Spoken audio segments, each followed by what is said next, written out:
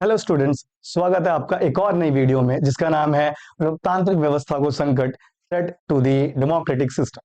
आज की जो ये वीडियो है इसमें हम इंडियन पॉलिटिक्स की ऐसी घटना जो कि बहुत ज्यादा कंट्रोवर्शियल है, जिसके लिए कांग्रेस आज तक शर्मिंदा है, उसके बारे में बात करेंगे, जो कि है आपातकाल के बारे में।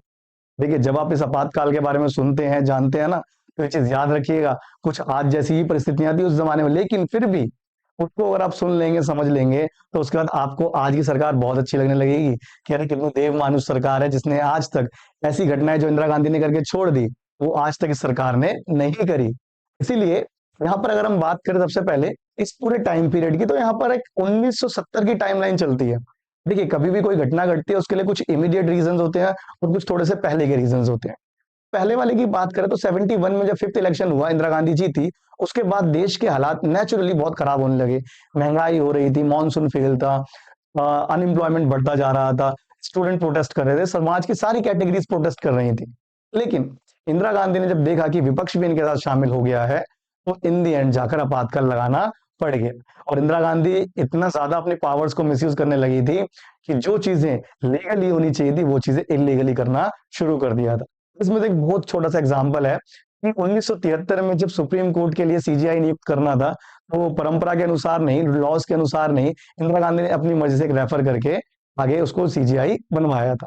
इस चैप्टर को अगर हम स्टार्ट करें, सबसे पहले नाम आता है आपातकाल का।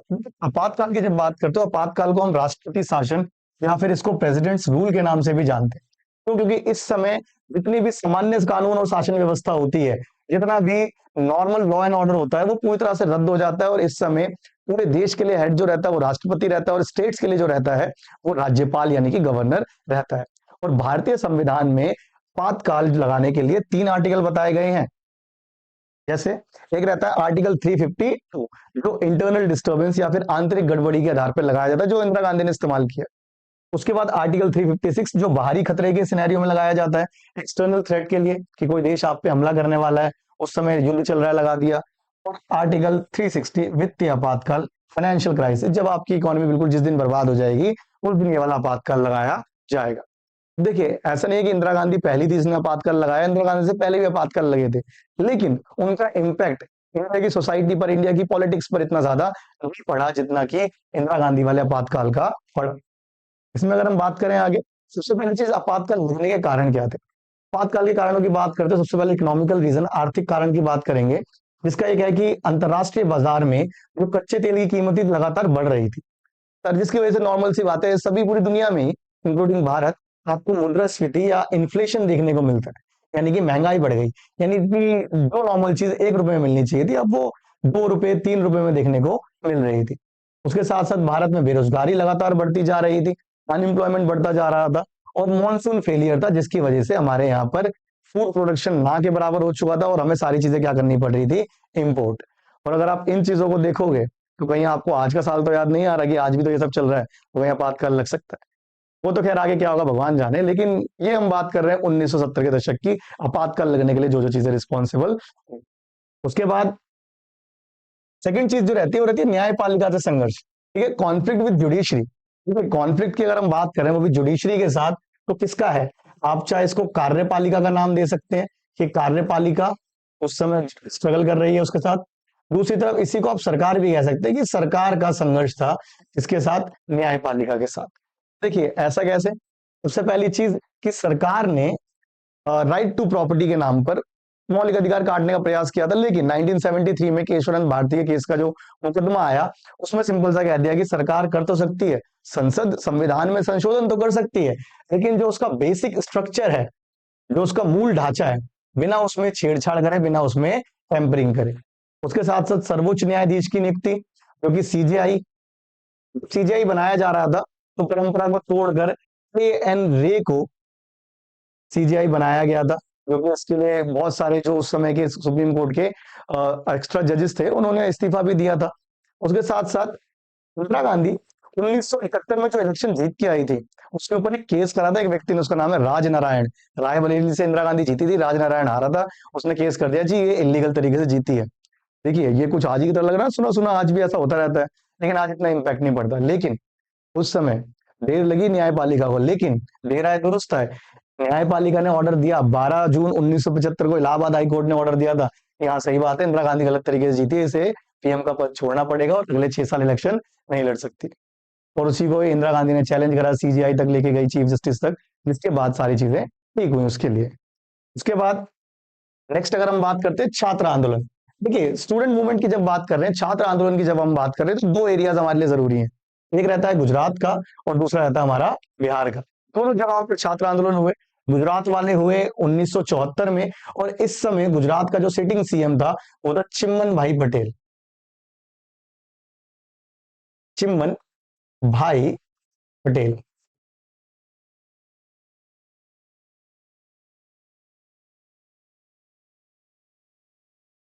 देखो दोनों ही छात्र आंदोलनों में कुछ बेसिक कारण थे, जैसे बढ़ती महंगाई, भ्रष्टाचार और बेरोजगारी, ये तीन चीजें बहुत तेजी से बढ़ रही थी। स्टूडेंट्स ने इनको एड्रेस किया और विरोध करना चालू करा। उस समय जो बंबई प्रांत गुजरात के बाद में बना, जहां से वहां पर इंजीनियरिंग कॉलेज के स्टूडेंट ने स्टार्ट किया, और बाद में उनको सफलता मिली मार्च में जाकर। उनकी बातें मानी गई, कांग्रेस की सरकार ने वहां से इस्तीफा दिया, नई सरकार बनी और चीजों को ठीक किया गया। उसी को देखकर बिहार में भी छात्र आंदोलन शुरू हुए, और यहाँ पर सबसे इंपॉर्टेंट भूमिका निभाई जयप्रकाश नारायण। देखिए जयप्रकाश नारायण पर थोड़ी सी बात सुनिएगा। जयप्रकाश नारायण जो थे, ये 1942 के भारत छोड़ो आंदोलन के एक अच्छे नेता, अच्छे हीरो के रूप में उभरे थे। इनफैक्ट आजाद होने के बाद जब पहली सरकार बन रही थी, पहला कैबिनेट बन रहा था, जवाहरलाल नेहरू ने इनको ऑफर तक किया था कि आप हमारे कैबिनेट में रह के काम करिए, लेकिन उन्होंने मना कर दिया कि मैं एक्टिव पॉलिटिक्स का हिस्सा नहीं रहूंगा, सरकार के लिए कोई काम नहीं करूंगा। तो एक समाज सेवी बनकर ही अपना काम कर रहे थे। जब इनके पास बिहार के छात्र पहुंचते हैं कि जी हमने आंदोलन किया है, आप हमें लीडरशिप करो, और ये पूरी तरह से गांधीवादी व्यक्ति थे, लाइक उन छात्रों के लिए गांधी ही थे कि आप चलोगे तो बहुत अच्छा इम्पैक्ट पड़ेगा, हमारा आंदोलन सफल होगा। अब यहाँ पर जो ये जयप्रकाश नारायण है, इनका मानना कहता है इंदिरा गांधी तो बच्ची है, हमारे सामने बड़ी हुई है, तो वो तो हमारी बात ऐसी मान जाएगी, आंदोलन क्या करना है इसमें। तो जयप्रकाश नारायण पहुंचते हैं पीएम मिलने के लिए, लेकिन इंदिरा गांधी सामने से आती है, गुजर जाती है। तो इंदिरा गांधी इनको नहीं मिलती, बातचीत कुछ नहीं होती, जिसकी वजह जयप्रकाश नारायण की थोड़ी सी, कह सकते हो, किरकिरी हो गई या बेइज्जती हो गई। उसके बाद क्या हुआ कि जयप्रकाश नारायण ने कहा नहीं अब तो आंदोलन होगा, और इस आंदोलन की दो शर्तें रखी कि जो हमारा बिहार से छात्र आंदोलन शुरू हो रहा है, ये सिर्फ बिहार तक नहीं रहेगा, ये राष्ट्रव्यापी होना चाहिए, नेशन वाइड होना चाहिए, और दूसरा ये अहिंसात्मक होगा, नॉन वायलेंट होगा, यानी कि हम इसमें हिंसा का सहारा नहीं लेंगे। सेम वही गांधी जी वाले थॉट्स, और इसी के बाद इस आंदोलन को आगे चलाया गया। उसके बाद रेल हड़ताल की बात करते हैं। ये रेल हड़ताल का क्या हुआ कि 1974 में यहाँ पर रेलवे कर्मचारियों की सैलरीज रोक दी गई। क्यों? सरकार कह रही है जी हमारे पास पैसा नहीं है खर्च करने को, आपकी सैलरी रोक ले रहे हैं। इसको लेकर जॉर्ज फर्नांडिस, जो कि रेल आंदोलन के नेता बने, इन्होंने एक राष्ट्रीय समिति बनाई, एक नेशनल कमेटी बनाई, और इस नेशनल कमेटी का काम क्या था? सरकार से अपने हक के यानी वेतन के पैसे निकलवाना, अपनी मांगे पूरी करवाना। और इन्होंने अपनी मांगे रख दी। अब मांगों में क्या था? बेसिक चीजों के साथ साथ कुछ एक्स्ट्रा मांग लिया, जी हमारे वर्किंग आवर्स कम करो, हमारा बोनस बढ़ाओ, ये सारी चीजें मांग ली। सरकार ये सब थोड़ी पूरा करेगी, जिसकी वजह से सरकार ने इन सबकी मांगे क्या कर दी? अस्वीकार कर दी, जाओ कुछ नहीं मिल रहा। और उसके बाद 8 मई को जो हड़ताल शुरू हुई थी, वो मई के आखिर तक 28 मई तक पूरी तरह से खत्म हो गई, और सरकार ने इस हड़ताल को असंवैधानिक कह दिया। देखिए आपको कुछ लग रहा होगा कि बात तो 1970 की चल रही है, कांग्रेस सरकार की है, कहीं ऐसा आजकल बीजेपी तो नहीं कर रही, आपको पता होगा। उसके बाद हमारे लिए आते हैं राजनीतिक कारण, पॉलिटिकल रीजंस। देखिए 1971 के इलेक्शंस में इंदिरा गांधी इतनी सीटें, इतनी इनफ सीटें जीतकर आई थी कि संसद के अंदर तो आप उसके खिलाफ आलोचना नहीं कर सकते। इसीलिए सबने क्या करा कि गैर संसदीय राजनीति का दौर अपनाया, कि लाइक पॉलिटिकल लेवल पर संसद के बाहर क्रिटिसाइज करना स्टार्ट किया कि इंदिरा गांधी गलत कर रही है, ये सारी चीजें।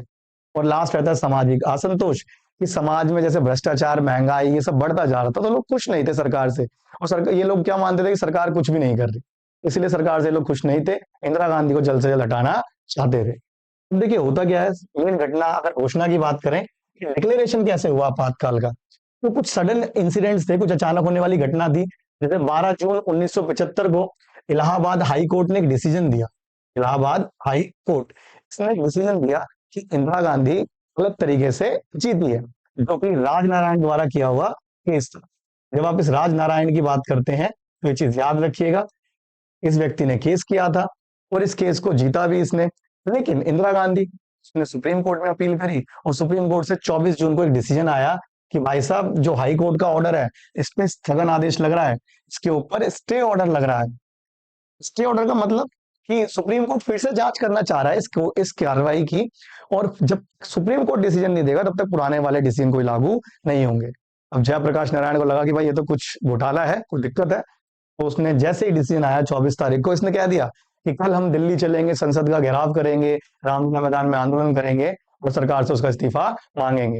यहाँ तक तो ठीक था, लेकिन इंदिरा गांधी की दुखती रख, जिसके दम पर सारा काम कर रही थी इंदिरा गांधी, जयप्रकाश नारायण ने सभी पुलिस बलों से रिक्वेस्ट करी कि आप लोग एक दिन के लिए अपनी अपने जो सहयोग है वो हमारी तरफ कर दीजिए, हम ये गलत सरकार को हटा देंगे। इसके चक्कर में इंदिरा गांधी को हड़बड़ी में 25 जून 1975 की मध्य रात्रि को आंतरिक गड़बड़ी के आधार पर, याद रखना आंतरिक गड़बड़ी के आधार पर, यानी कि आर्टिकल 352, इसके आधार पर आपातकाल लगाना पड़ गया। और आपातकाल के समय राष्ट्रपति का नाम याद रखिएगा, फखरुद्दीन अली अहमद। उसके बाद नेक्स्ट जो रहता है टॉपिक, वो रहता है आपातकाल की घोषणा के परिणाम। ठीक है, कि जब कॉन्सिक्वेंसेस क्या देखते हैं, कि जब अनाउंस हो गया कि जी आपातकाल तो लग गया, तो यहाँ पर हम क्या देखते हैं कि कुछ न्यूज़पेपर की cutting like president proclaims the national emergency, और एक रेडियो पे अनाउंसमेंट आती है, इंदिरा गांधी कहती है खुद ही कि जी राष्ट्रपति जी ने आंतरिक अशांति को देखते हुए आपातकाल लगा दिया है, लेकिन आपको घबराने की कोई जरूरत नहीं, आपके लिए हम का बैठे हैं, काम करेंगे। और इस इमरजेंसी में देखेंगे कि सबसे पहले तो जितने भी विपक्षी नेता थे, जितने भी विपक्षी नेता, खासतौर पे वो जो 1971 से लेकर 1975 तक इंदिरा गांधी के खिलाफ बोल रहे थे, इंदिरा गांधी के खिलाफ काम कर रहे थे, उन सबको उठाकर जेल में डाल दिया। इसके अंदर जयप्रकाश नारायण, मोरारजी देसाई, लाल कृष्ण आडवाणी, अशोक मेहता, अटल बिहारी वाजपेयी, ये सारे नेता उसमें शामिल थे, सबको जेल में डाला गया। उसके बाद प्रेस की स्वतंत्रता, जो प्रेस की पूरी तरह से आजादी होती है, इंडिपेंडेंस होती है, उसको छीन लिया गया, उसके ऊपर लगा दी गई सेंसरशिप। इस सेंसरशिप के बारे में समझिएगा। सेंसरशिप का मतलब है कि अब प्रेस कुछ भी छापेगी, कुछ भी लिखेगी, उससे पहले उसको परमिशन लेनी पड़ेगी सरकार से, और जाहिर सी बात है सरकार अपने खिलाफ लिखी हुई बातों को परमिशन नहीं देगी। उसके बाद जितने भी धार्मिक संगठन थे उनके ऊपर बैन लगा दिया गया, लाइक आरएसएस, और दूसरी तरफ जमात ए इस्लामी। इस तरह के जो धार्मिक संगठन थे इनके ऊपर बैन लगा देगी, कोई दिखना नहीं चाहिए। उसके बाद जितने भी धरना प्रदर्शन थे, प्रोटेस्ट थे, स्ट्राइक्स हो रही थी, हड़ताल हो रही थी, सबको रोक दिया गया कि चलो कोई बाहर मत दिख जाना, आपातकाल लग गया, घर में बैठो। और जितने भी नागरिक थे इनके मौलिक अधिकार को समाप्त कर दिया। अब एक चीज समझिएगा, यहाँ से एक आपका एमसीक्यू भी बनता है कि इमरजेंसी में, आपातकाल में मौलिक अधिकार खत्म होते हैं, बात बिल्कुल सही है, ये संविधान में मेंशन है, कोई इलीगल चीज नहीं है, लेकिन एक मौलिक अधिकार ऐसा है जो बचता है, उसको हम कहते हैं आर्टिकल 21, जो कि है राइट टू लिविंग, कि जीवन जीने का अधिकार आपका उस समय भी रहता है, आपको कोई मार नहीं सकता जान से, ये चीज। उसके अलावा जो गैर संवैधानिक रूप से संविधान में संशोधन किए जा रहे थे, और इसके एग्जाम्पल में याद रखिएगा 42nd अमेंडमेंट, 42वां संविधान संशोधन 1976 में हुआ। और इस संशोधन में सिर्फ इतना था कि इंदिरा गांधी अपनी मर्जी से कुछ चीजें उसने करी, जैसे कि पहली चीज रखी, राष्ट्रपति, उपराष्ट्रपति और पीएम, इन तीनों को अदालत में चुनौती नहीं दे सकते, यानी कि इन तीनों पे आप केस नहीं कर सकते। उसके बाद लोकसभा का कार्यकाल कितना कर दिया, 5 से बढ़ाकर 6 वर्ष की। अरे 75 में इलेक्शन होने थे, 76 में, नहीं 1 साल और मारो इनको जेल में बंद करके, जितने नेता थे अंदर मारते रहो, 1 साल और बढ़ा दिया। तो लास्ट में आप देखोगे लगभग लगभग 21 महीने ये आपातकाल चला। और निवारक नजरबंदी, प्रिवेंटिव डिटेंशन का बहुत ज्यादा मिसयूज किया गया। निवारक नजरबंदी का मतलब होता है कि शक के आधार पर किसी को गिरफ्तार कर लेना, चाहे उसके घर में, चाहे जेल में, चाहे आप कहीं भी कर दो। ठीक है, तो ये सारी चीजें बहुत मिसयूज हुई। आप ये नहीं कह सकते कि आपातकाल क्या था क्या नहीं था, लेकिन देखिए चीज क्लियर रखिए, आपातकाल की घोषणा सही थी, आपातकाल की घोषणा सही थी जैसे उस समय के हालात थे, लेकिन आपातकाल के लगने के बाद जो काम हुए, आपातकाल के दौरान जो काम हुए, वो सारे 100% गलत थे, 100% गलत थे, वो सारे के सारे इलीगल थे। उसके बाद हम देखते हैं कि आपातकाल से क्या सबक मिला है। जब आपातकाल खत्म हुआ, मार्च 1977 को आपातकाल ऑफिशियली खत्म हुआ। अब इस आपातकाल के बाद एक नई सरकार बनी, जनता पार्टी की सरकार, और उस सरकार के जो पीएम बने वो थे मोरारजी देसाई। मोरारजी देसाई की सरकार आती है, कुछ चीजें करती है। देखो अब इस आपातकाल से हम क्या सीख रहे हैं, पहला कि भारत का जो लोकतंत्र है, इसकी अच्छाइयां और कमियां, इसके मेरिट्स और डिमेरिट्स सबके सामने आ गए, लेकिन एक चीज ये हो गई कि इसकी और मजबूती के लिए प्रयास किए गए, एफर्ट्स किए गए। उसके बाद दूसरी चीज नागरिक अधिकार आपातकाल के दौरान सबसे ज्यादा प्रभावित हुए और बाद में इनकी रक्षा के लिए कई सारे संगठन बनाए गए। उसके साथ तीसरी चीज करी गई, आपातकाल लगाने के जो संवैधानिक प्रावधान थे, जो कॉन्स्टिट्यूशनल प्रोविजंस थे, उनको थोड़ा सा बदला गया, उनको थोड़ा सा कॉम्प्लेक्स कर दिया, जटिल कर दिया कि अगर आप 352 के अकॉर्डिंग आपातकाल लगाना चाहते हो तो अब आपको ये साबित करना पड़ेगा कि जो भी लड़ाई हो रही है, जो आंतरिक गड़बड़ी हो रही है, ये वेपन्स के दम पर हो रही है, हथियारों के दम पर। जैसे अगर आज हम देखें तो चारों तरफ आंदोलन कहीं ना कहीं किसी न किसी का चल ही रहा है, तो ऐसी स्थिति में आपातकाल लग सकता है? नहीं लग सकता, क्योंकि कहीं भी वेपन्स यूज नहीं हो रहे। आंतरिक गड़बड़ी तब तक नहीं मानी जाएगी, इंटरनल डिसबैलेंस तब तक नहीं माना जाएगा जब तक आपातकाल लगाने के लिए मिसयूज का ना हो वेपन्स का। और उसके बाद एक चीज सबने एक्सेप्ट करी कि इंदिरा गांधी ने इस आपातकाल में जितने भी डिफेंस फोर्सेस थे, जितने भी पुलिस प्रशासन थे, सबको एक औजार बनाकर, एक पॉलिटिकल टूल बनाकर इस्तेमाल किया। ये वाला टॉपिक याद रखिएगा, 4 नंबर का बिल्कुल फिक्स है, प्री बोर्ड में भी और बोर्ड में भी। उसके बाद शाह आयोग की बात करते थे कि जैसे कि बताया 1977 में कौन सी सरकार बनी? जनता पार्टी की। जनता पार्टी ने क्या करा? आपातकाल को चेक करने के लिए एक आयोग बनाया जिसका नाम क्या था? शाह आयोग। और ये चीज याद रखेंगे, शाह आयोग के हेड कौन थे?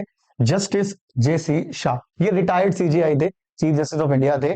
इनको बनाया गया और इनका मेन काम सीधा सीधा क्या था कि आपातकाल को चेक करो, उसको बताओ उसके बारे में क्या क्या चीजें सही थी, क्या चीजें गलत थी। तो शाह आयोग की रिपोर्ट आपके लिए बेटे बहुत जरूरी है, इस पर ध्यान दीजिएगा थोड़ा। इसमें क्या कहा गया? सबसे पहले कि आपातकाल पूर्ण रूप से क्या था? असंवैधानिक, कॉन्स्टिट्यूशनल माना गया कि इसमें कुछ सही था ही नहीं। दूसरी बात, आपातकाल की घोषणा का डिसीजन सिर्फ किसका है? पीएम का, यानी कि इंदिरा गांधी ने अपने आप को बचाने के लिए लिया था। उसके बाद मीसा, इसकी फुल फॉर्म बिल्कुल फिक्स है, आपसे बनवा कर पूछेगा, maintenance of internal security act, यानी कि आंतरिक सुरक्षा अधिनियम, जो कि देश के अंदरूनी हालात को ठीक करने के लिए यूज किया जाता है, उसका पूरी तरह से क्या हुआ था? दुरुपयोग, मिसयूज किया गया था। उसके बाद जितने भी विपक्षी नेताओं की गिरफ्तारी हुई थी, जितने भी ओपोजिशन लीडर्स को अरेस्ट किया गया था, वो पूरी तरह से इलीगल था। जितने भी गैर प्रशासनिक अधिकारी थे, मतलब प्रशासन का हिस्सा नहीं थे, उन्होंने भी सरकारी कामकाज में इंटरफेयर किया, हस्तक्षेप किया। और इसमें बात हो रही है संजय गांधी की। संजय गांधी ने कुछ स्कीम चलाई थी, जैसे नसबंदी कार्यक्रम, कि जो भी लोग उस समय पकड़े जा रहे थे ना सरकारी बसों में बिना टिकटों के, बिना किसी पेनल्टी के, उनसे फाइन लेने की जगह उनकी नसबंदी कर दी जा रही थी कि बच्चे पैदा करने लायक नहीं छोड़ा जा रहा था। उसके बाद एक चीज क्रिटिसाइज करने वाली होगी संजय गांधी को, लेकिन दूसरी चीज जो संजय गांधी के बारे में अच्छी है, जो ज्यादा किताबों में नहीं आती, कि जो आज आप एमआरपी देख रहे हो ना हर प्रोडक्ट के ऊपर, उसका आइडिया संजय गांधी का ही था। उसके बाद आगे देखेंगे कि जयप्रकाश नारायण का रेलेवेंस क्या है। ये ऐसे क्वेश्चन बेटे 6 नंबर सीधे सीधे पूछता है, कोई घुमाएगा फिराएगा नहीं, सिंपल था। जयप्रकाश नारायण और इनकी समग्र क्रांति जो थी, इनकी जो कंप्लीट रेवोल्यूशन थी, उसका क्या थॉट था? पहली बात अगर याद हो तो ये एक मार्क्सवादी विचार के थे, 1942 के भारत छोड़ो आंदोलन के एक प्रमुख चेहरे थे। दूसरे के अलावा इन्होंने 1932 में एक सोशलिस्ट पार्टी की स्थापना करी थी। 1974 में बिहार के छात्र आंदोलन से वापस राजनीति की तरफ आए थे।